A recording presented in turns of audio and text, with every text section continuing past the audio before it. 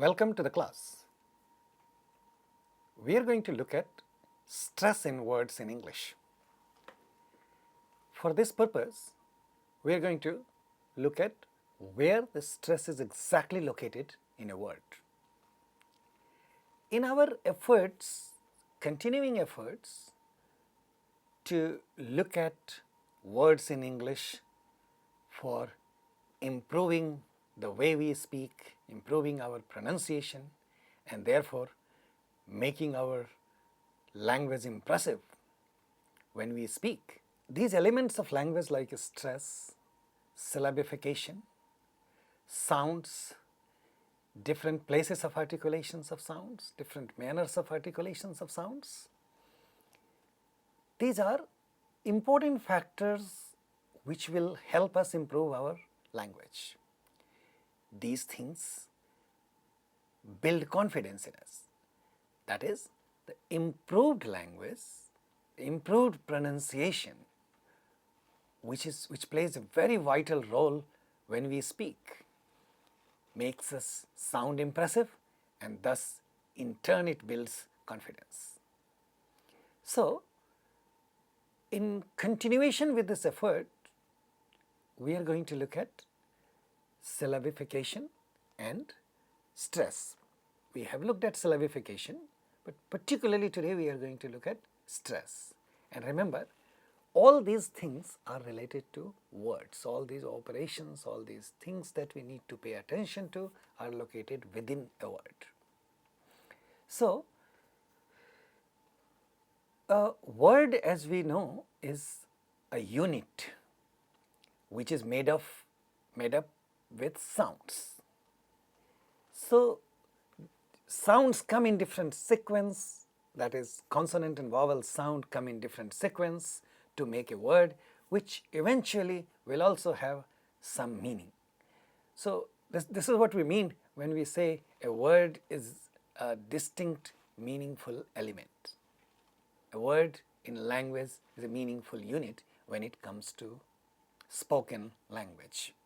So, and we are familiar with the examples of words, smaller words like bees, hair, matter, tall. We are randomly picking up these words for you to take and see the examples of this. When we look at word very closely, we find that there is something between sounds and words. Basically, what we are saying is, word, before we reach the level of words, it's not just made up with sounds. Sounds combine together to make a syllable, and syllables make a word. So, in between sounds and words, there exists a notion called syllable. It's also organized with words. It is like a word. Sometimes a whole word is a syllable. But the difference between a word and a syllable is, syllables are parts of words, and unless a word is just a syllable by itself, a syllable does not have independent meaning. In other words, if we have a word with two syllables, then each one of them do not have their independent meaning.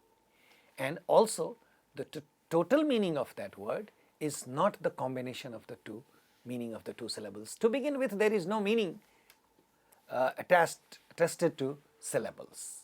So, therefore, it's part of a word. And like we have been discussing, every word must have a vowel sound in it. Now it becomes much easier for us to understand that actually every syllable needs to have a vowel in it, and that is the vowel which is called nucleus of a syllable. So, it is this nucleus which is critical in a syllable. Now, words can have multiple syllables in it. A word, there is no constraint on total number of syllables in a word. But usually we do not see words with too many syllables like 7, 8, 9, 10. We don't have words with too many syllables. The minimum number of syllable in a word is 1, and there is no limit on the maximum number. However, we don't see words with too many syllables. So what we see in a word is, when we observe a word, we see lot of words have 2 syllables, 3 syllables and 4 syllables. This is the range in which we have many words in English. So we will primarily focus on 2, 3, 4 syllable words, keeping in mind on both sides. To begin with, words can also be just one syllable, Such a word is called monosyllabic word, and then there are 2 syllables, 3 syllables, 4 syllable words where they are in a sequence and each syllable will have a nucleus vowel in it. So to great extent we have also looked at some of the examples of monosyllabic and disyllabic words like sun, life, break, tongue. These are monosyllabic words. That is, these words cannot be split into 2 syllables. Words like tiger, police, between, marriage, these are 2 syllable words. That is, there are 2 syllables in it. So when we say tiger, we say tie and gur. This is 1 syllable and this is 2 syllable. Police, this is 1 syllable, this is 2 syllable. Between, 1 syllable, 2 syllable. Marriage, 1 syllable, 2 syllable. Just a note here, I have tried to give you these words in these slant lines with how they sound. That is, what is represented in between these two lines is sequence of sounds, so that it is easier to speak, easier to see and read. So these are words with 2 syllables. We have words with 3 syllables. I am repeating the examples because you have seen these things before. Energy, capital, heritage, suffering. Words with 4 syllables, invisible, education, aquarium, infinity. So these are the words with 4 syllables. Now, before we go and take a look at stress patterns in words, let me make a point here and then I'll give you this point at the end of the discussion as well. We can pay attention to these things, but we don't need to be too cautious when we speak language in practice. We don't need to be too conscious about these things. Syllabification, that is, how many syllables are possible in a word and which syllable of that word will carry a stress in it, this is very important for English. This is very important information and this is very important thing to look at, in the sense that when we look at these things, our pronunciation improves and our language improves. It's a big deal in the language. It's important for us to know. How do we learn these things? We learn these things by paying attention to these details, by paying attention to intricate details about how things are in language. Syllabification and stress patterns are intuitive to speakers who learn English, who learn to speak English from very beginning. For those who want to learn the language at a later stage, that is after 10 or 15 years of age in their lives, it does not come intuitively. Therefore, I mentioned that it is not a matter to worry about a lot. However, when we are looking at these things, when we are careful about these things, it dramatically improves our spoken English. It dramatically improves our spoken content and we sound very good, impressive. So, every time we look at a word, we need to find out what are the syllables in these. When we hear people speak, we pay attention to them and slowly we develop this notion and we can identify syllables. So much so that we can locate stress on the syllable. So now let's move ahead. As I just now said, it's unpredictable. There is no specific rule underlying this which can tell you why a word contains stress on first syllable or second syllable or third syllable. That's what it means when we say it is unpredictable. However, we are going to discuss a few things. If you keep them in mind, lot of words can be taken care of by that. For the rest of it, with the help of this much of information, if we pay attention to them, we get there.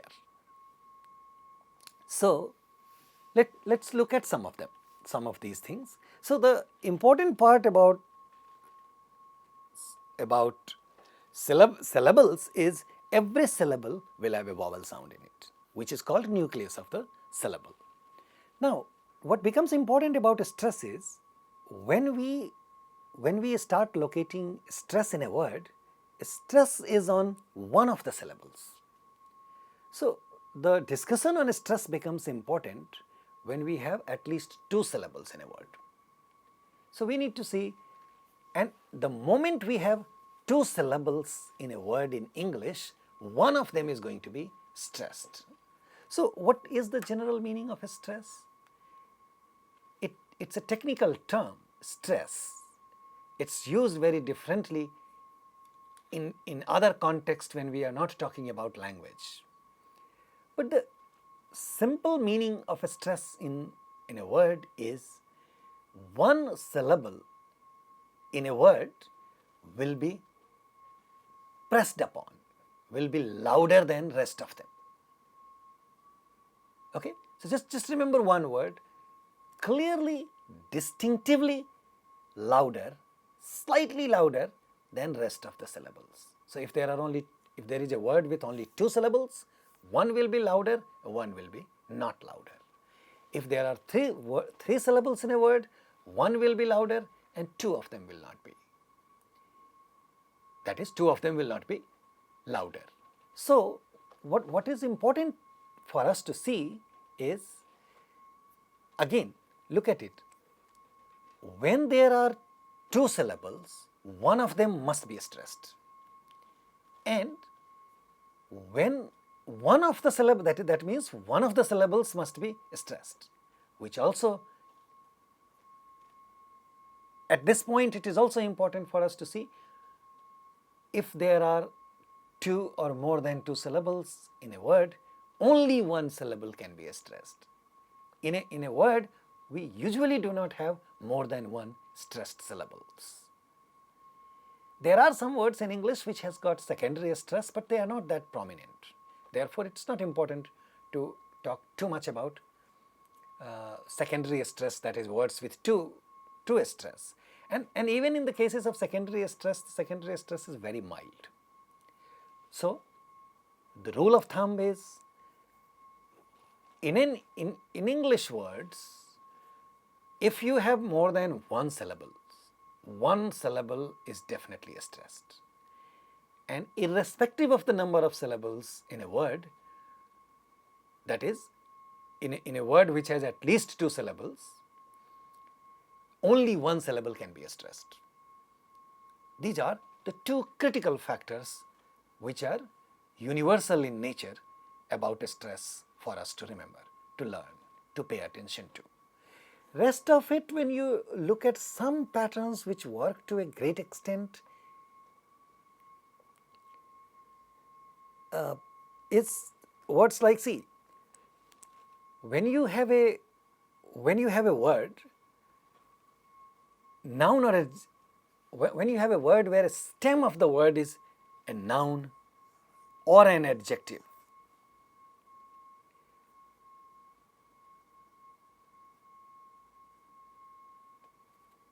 you see the stress usually is on the syllable with the original word. That is, if you have a derived word, for example, breakable, friendly, what's important about it? We are deriving this word from break by adding able. By adding ly, we are deriving this word from an original noun like friend. So, in such derived words from nouns and adjectives, we have we have a stress on the original word. That is, if it is derived from break, the stress is on break. So, we say breakable, breakable, breakable. So, break gets stressed. I have indicated in your slides, I have indicated the letters in the cap which indicate that this is the part which is carrying stress in this word. Friendly, friendly. So, this word friend is stressed. So, that's to great extent an observable pattern, and we see that this is how it works. Now, talking about nouns and adjectives, when you see them in two-syllable words, now first we talked about words which were derived from nouns and or adjectives. Now we are looking at nouns and adjectives which are not derived ones, the actual nouns, actual adjectives. And if there are two syllables in that, then it works in the same way, in the sense that the first syllable of noun or adjective will be stressed. So, if you are looking at nouns and adjectives, and if there are two syllables in them, what you are going to see is first syllable is going to be stressed. When you see examples like present, present. Obviously, I am saying it in a way so that you can see the syllable stressed, that is first syllable stress. You can see stress on the first syllable. In a normal speech, speakers may not be that obvious about letting you see the stress. Nonetheless, when you pay more and more and more attention to these things, you get to see the stress. You train your ear for finding the stress. And this kind of training makes us not just impressive, but others understand us clearly. And when we are trained, then we hear others also very clearly. So, the first one is present. So, the first syllable is stressed. In a word tiger, first syllable is stressed, tie. In a word tiger. In a word like breakfast, this one is stressed. So, in a word like handsome, the first one is stressed. In a word like easy, so these are adjectives. The first one is stressed. Happy, this one is stressed. So, this is again a general pattern which you can see.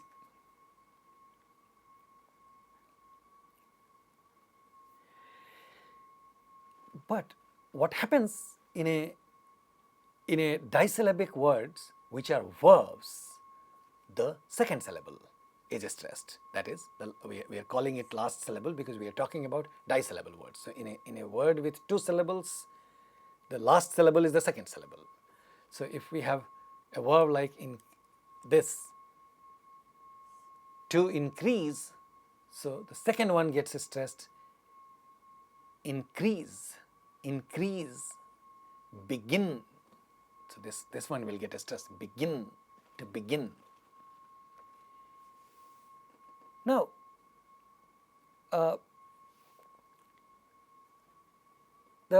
you see, you look at it further.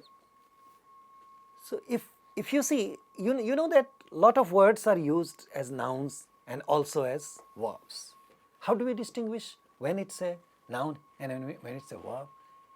Stress plays an important role in that. So with this much of information so far, that in a dissyllable, in a word with two syllables, if it's nouns, first one will get stressed. If it's a verb, second one will get stressed. So when we apply that, when we use it as noun, same word, when we say a decrease, we know that the first one is getting stressed. An object, we know this is getting stressed.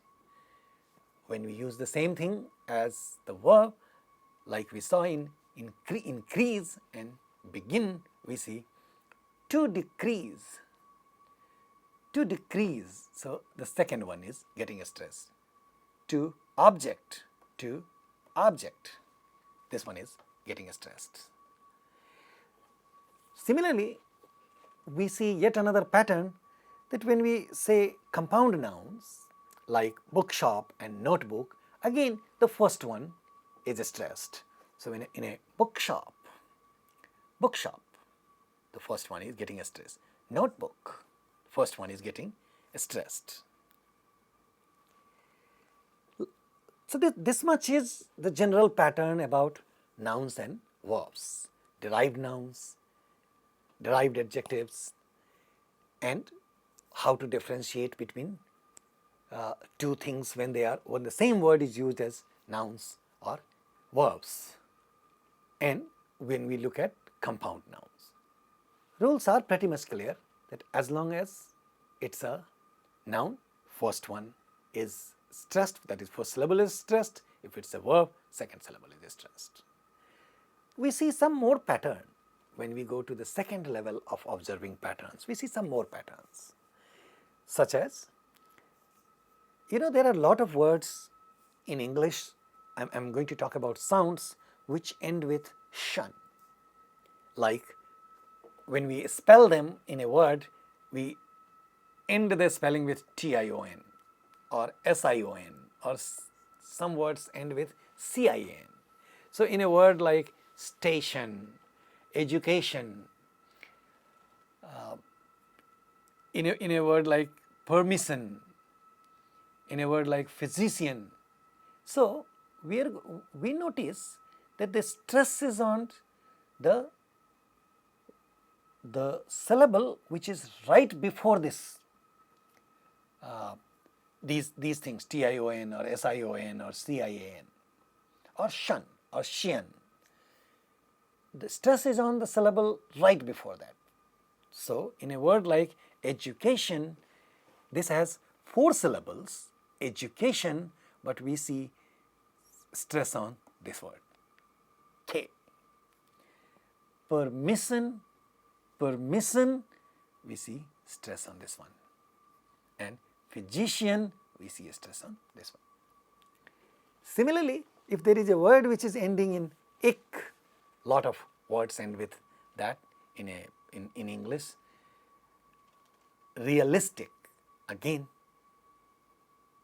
the stress is on the second last syllable or the syllable before this marker. Strategic, the word ends with this second last syllable. So in both these words there are 3 syllables, so the second syllable is stressed. But remember, we can't say second syllable gets stressed. What we can say is last but one, second last, commonly known as second last syllable gets stressed. And this we see, we observe these patterns. Okay, when similarly there are things like when a word ends in e or o, like guarantee or shampoo. In such cases, the stress is on the last syllable with these sounds, because not just because of that, but also because they are vowel sounds. So when a word like guarantee, the last syllable gets stressed. Shampoo, last syllable gets stressed. So we do find some patterns. We do observe some patterns when we hear people closely, when we check words. But as I mentioned in the beginning, stress is intuitive to speakers. You can develop your intuition about this with practice. But if it's not coming right away, that should not lead us into not speaking. We can learn these things, we can acquire this intuition only when we begin to speak. So keep speaking. What will happen is, initially you will not get a stress.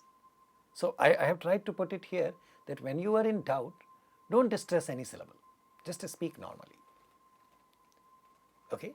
Of course, it's going to be a little tough for people to understand you, but at least you will get away from the fear of putting a stress in the wrong syllable. Okay? So for speakers learning to speak English at a later stage, normally we observe that they don't stress any syllable in the word. It's okay, but learning to observe which one syllable, which of the many, that is, if there are 2, 3 or 4, which one of these syllables is stressed, that itself can improve our speaking dramatically and we become impressive. So with this little idea that our effort in noticing syllables, that what we call syllabification, syllables in a word, and then at a second stage, our effort in noticing which one of the syllables is stressed, is an important area to pay attention to. Thank you so much.